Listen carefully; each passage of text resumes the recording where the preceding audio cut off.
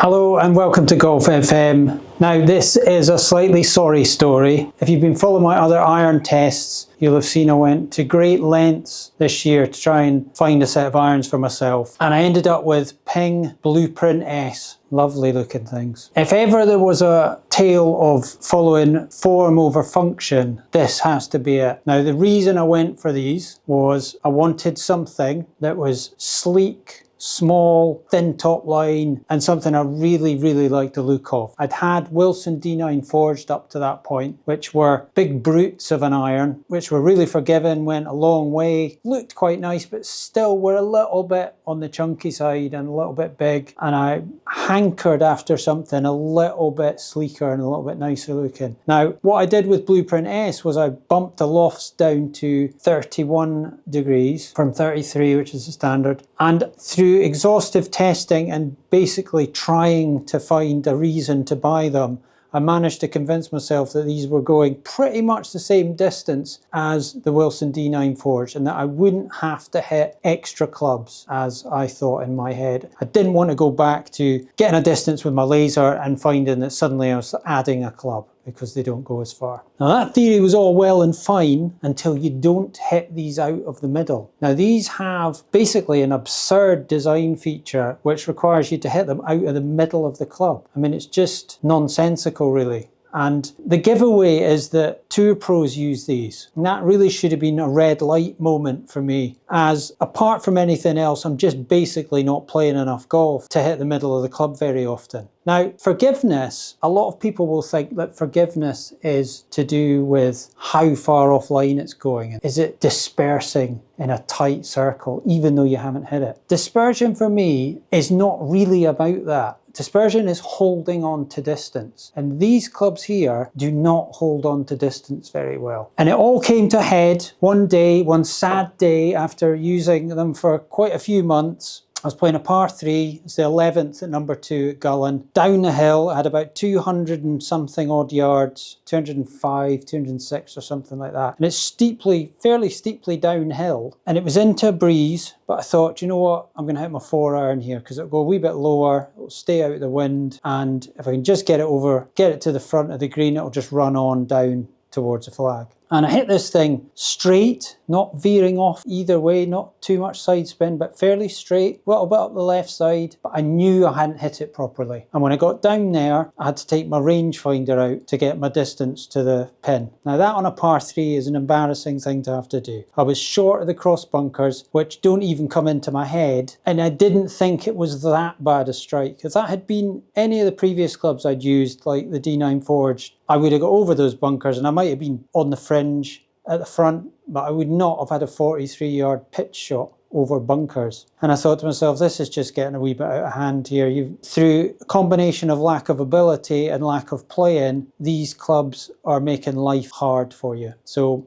I bit the bullet, and I said it in one of my previous videos that if these didn't work, then I would go for the big brother, the one I liked second best, and probably was the better in the tests anyway, and that is the I530. I haven't hit them out on the course yet, but they just got ordered after that hole. It was I think it was a Sunday, so I couldn't quite get through to Ping HQ at that point. But as soon as I got in to work, I thought, I'm ordering a set of Ping I530s here. This is just getting silly. So I wanted to show you today that in evidence. So I'm going to hit a batch of balls with each and look at the overall distance that they are going, because ultimately this Blueprint S won't be far off the I530 when I hit it right out the middle, but it's when I don't hit out the middle, how much am I losing? And I kept finding on the golf course that not only would I be short, I would be embarrassingly short of a green. I wouldn't just be at the fringe putting, I would be chipping or pitching from 20, 30 yards short of a target, which just didn't happen before. So that's where I am. I've admitted defeat and gone with something that's a little bit thicker and bigger, but suits what I'm doing at the moment and helps me out, makes me potentially enjoy my golf a bit more. So let's have a look and show you just how that works.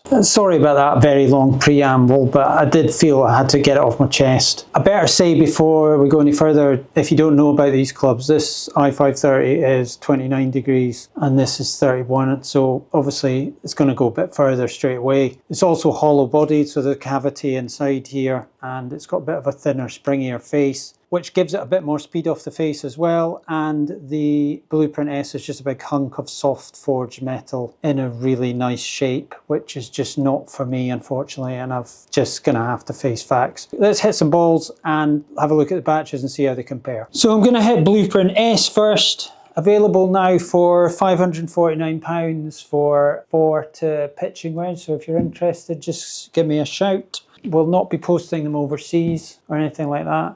I'm only joking, you don't have to buy them. So, look amazing, thin top line, small compact head, really nice. So I'm just going to try and do about 5 shots each because I need to get away to the gym. I've just joined the gym recently actually, I don't know if you've noticed. This is slightly holding me back doing this video, so I need to rip through it as quickly as possible. So I need to try and hit 5 pretty decent ones and 5 pretty decent I530s. They're not all going to be good because that's not the point of it. I'm trying to see what holds on to the distance. But I'm not going to keep some absolute shockers in there because that's not fair either. So they'll all be kind of normal shots. See, that's the sort of shot I could easily hit. Wow, it's gone a long way right. 24, that's quite a lot. That's embarrassing. Shall we take that out? Let's take that out. Right, you didn't see that one. That's a wee bit better. That wasn't absolutely flush, but oh, for the love of... There we go again. Skytrack at its best. Right, come on. Not getting on very far here. The gym's going to be shut soon. That was all right, but I mean, it's the sort of shot I could hit. It's a long way right again. I need to sort myself out here. Right, I'm keeping it in, keeping it in. It was 157 for 170, so a wee bit short on the short side, but that was okay. A bit straighter at least. Wasn't middled, but again, this is what I was doing on the golf course, not middling them very often. 165 for 178. Again, not quite middled, and that's gone 167, 182, so they're not bad. I mean, they've still got a measure of forgiveness, but I tell you, in the real world, just fall out the sky when you don't hit them. Okay, not absolutely flushed or anything, hit quite hard. Might be okay for distance, that one. 166 for 179. Many of a hit. 4. See, that was a wee bit heavy, and that probably would have done better than it would have done in real life. 162, 178, that's 5 shots, right? Let's just do it off that. Let's hit 5 with the I530 and do that level of acceptance in terms of the strikes. Take some absolute shockers, with a couple of absolute shockers in that batch, but it was probably 7 or 8 shots I hit there for the 5. Let's try and do that with the I530. Putting it down, I have to say I'm not disappointed moving from Blueprint S to this.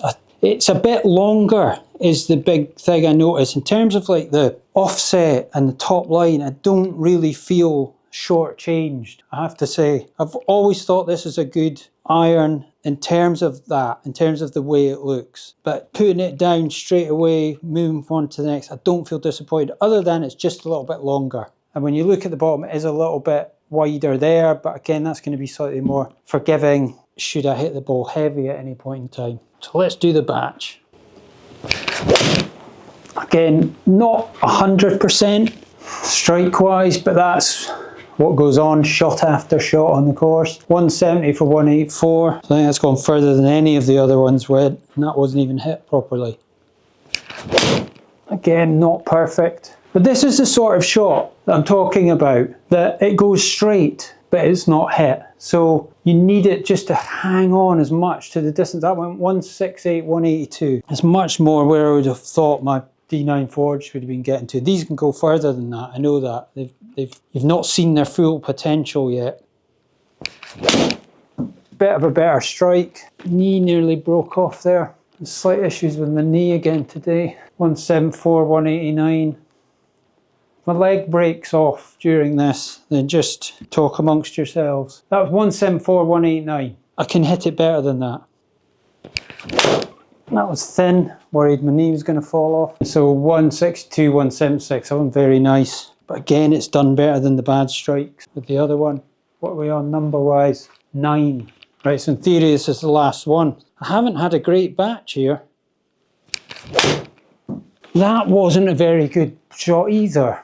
I'd like to have one flushed one because I got closer to a flushed one with the Blueprint S than I did with that. I'm going to hit one more, see if I can hit it a bit better. Keep that 176 in.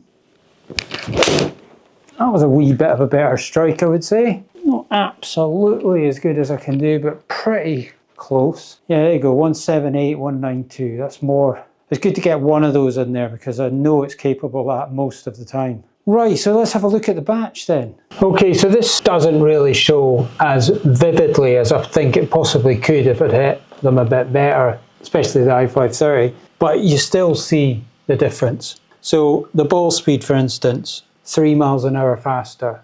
Now, the batch on the I530 was not any better than the Blueprint S. It was actually probably slightly worse.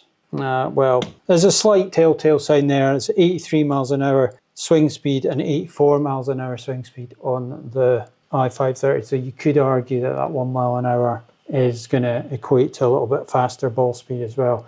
But I think you would see that as a difference. You're going to see faster ball speeds off the face of the i530 generally. Launch, roughly the same, tiny bit higher as you'd maybe expect on the higher lofted Blueprint S iron. Spin, again, different in the way that you would expect, higher in the Blueprint S. Carry 163 to 170, so 7 yards, even on a batch where I could have improved a bit on the i530. So I think probably that's what I'm going to expect, 7 to 10 yards of an improvement every time, probably even slightly more than that at times. But there's going to be more distance covered, like for like shot with this set. And I think, and I'm hoping that what I'm going to find is these ones where I hit it straight and it was falling out the air and coming up 20 yards short and I was chipping or pitching, I'll now be putting from the front of the green. So if you're anything like me and your ball striking's not as pinpoint accurate as you would like, I mean, if I was practicing 10 hours a day with the Blueprint S and didn't have a job and that was all I did, then maybe I would get enough of these out the middle to warrant keeping them. Because one of the downsides supposedly with a hollow-bodied i530 as opposed to a hunk of metal Blueprint S is that some people reckon you get quite a lot of flyers with these i530s. I haven't noticed that with hollow-bodied irons up to this point. I really genuinely haven't. I'm not saying that just because I want to be different. My biggest difference in distance